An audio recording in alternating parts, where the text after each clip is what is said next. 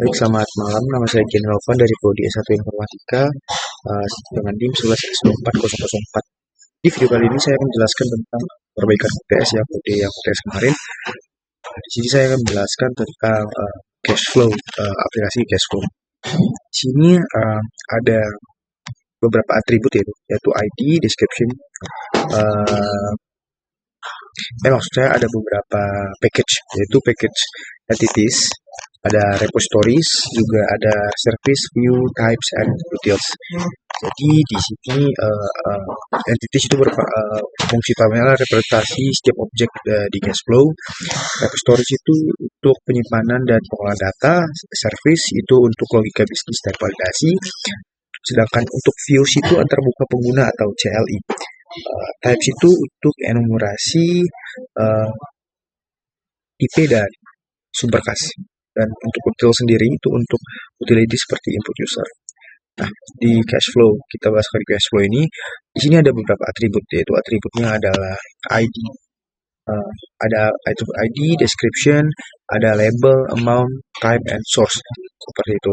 Nah, jadi menggunakan enum, e-type, dan e-source, seperti itu ya. Type dan e-source. Lalu mewakili satu entitas arus kas seperti itu. Lalu ada beberapa metode pentingnya di sini adalah toString. Ada toString sebentar. toString itu mengambilkan data secara format ringkas. Getter dan setter itu lengkap ya untuk encapsulation. Lalu di sini ada enum e-type dan e-source. Di sini ada e-type inflow, sebentar, e-source, e-type maksudnya. E-type ini ada inflow dan outflow. Jadinya dan kalau untuk e-source ini ada cash, save, investment, dan loan seperti itu. Dan ada saving dan ada other gitu. Apa sih tujuannya? Tujuannya itu untuk membatasi input agar lebih konsisten dan terkontrol. Lalu di sini ada repository layer-nya ya. Di sini ada, sebentar kita buka cash flow repository. Di sini ada array list cash flow dan ada metode utamanya itu adalah repo get all cash flows. Ada juga repo add cash flow dan juga ada repo remove cash flow dan juga ada update seperti itu. Ini adalah implementasi prinsip data absorption seperti itu. Lalu di sini ada cash flow service lagi. Cash flow service itu mengatur tentang logika bisnis dan validasi input seperti itu untuk mengkonversi string ke e-type dan e-source. Lalu juga ini menyediakan fitur seperti tambah, ubah, hapus, dan menampilkan data yang ada di dalam sini semua ya. Dan lalu juga untuk menghitung inflow dan outflow dan juga filter berdasarkan jenis transaksi seperti itu. Lalu ada cash flow view. Sebentar kita lihat cash flow view itu ada di sini. Itu cash flow itu sendiri adalah untuk mengolah interaksi user via CLI ya, CLI. Lalu yang menyediakan menu tambah cash flow, ubah cash flow, dan juga hapus cash flow, serta menampilkan data. Memanggil input util untuk input teks dan memanggil cash flow service untuk proses data. Lalu ada utility dan main seperti itu. Ada input util itu untuk menangani input dari user menggunakan scanner. Juga ada app main itu untuk menginisiasi repository, service, dan view dan menjalankan sistem lewat view cash flow. Itu. Lalu ada flow program, yaitu alur kerjanya itu user input data menuju ke view, menuju ke service itu untuk validasi konversi E6 ya. Lalu ada repository untuk menyimpan objek cash flow, lalu ke service untuk update total inflow dan outflow, dan ada masuk dia ke view untuk menampilkan hasil. Lalu untuk implementasi OOP-nya yang diterapkan itu adalah enkapsulasi, yaitu semua atribut private dengan getter dan setter. Lalu ada abstraction, itu memisahkan logika ke dalam layer service and repository. Lalu ada polymorphism juga. Polymorphism itu untuk seperti kelas cash flow service itu bergantung pada iCash Flow Repository seperti itu. Lalu sebentar.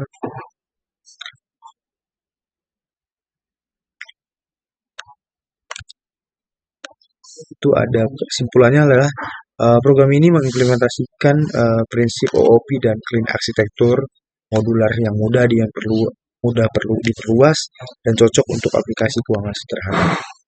Seperti itu. Jadi rencana pengembangannya itu bisa dikembangkan menjadi visualisasi data dan tambah UI grafis seperti itu.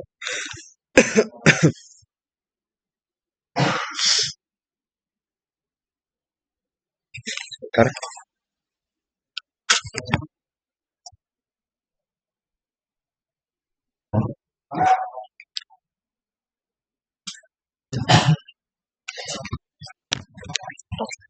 Sebentar, kita akan run.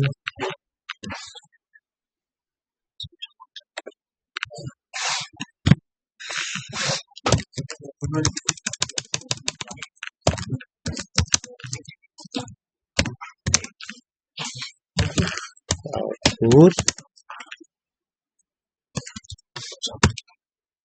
Java sepertinya.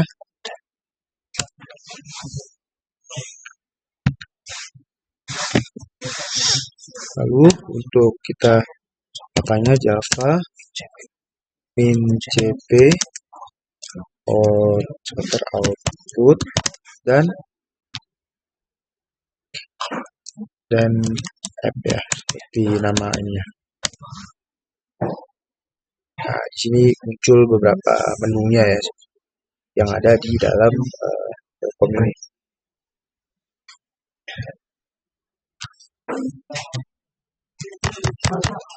Kita simpan dulu.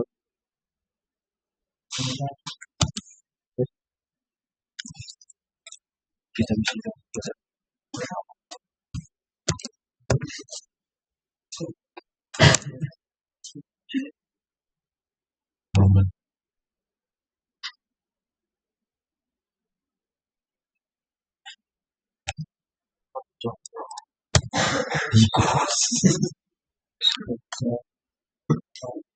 kita akan buka di cash flow-nya. Sorry di peramikat.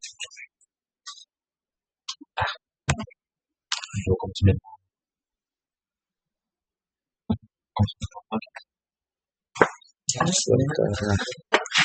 Coba kita akan satu untuk mengakses si tambahnya ya. Kita akan kembali X. Nah, coba kita satu dengan satu dan kita coba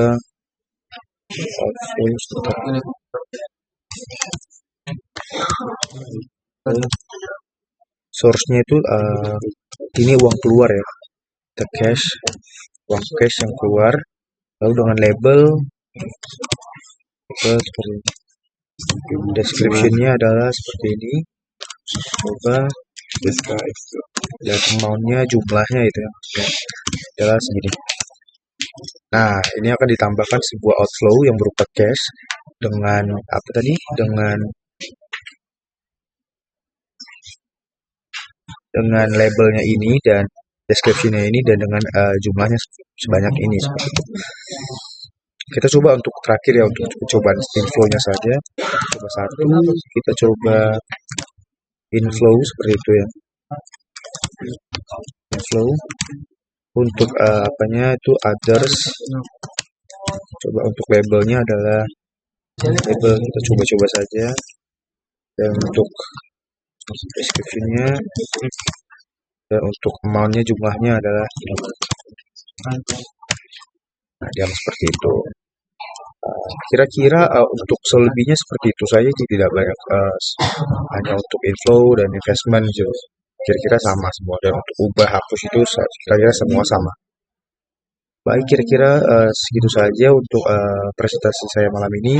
Terima kasih.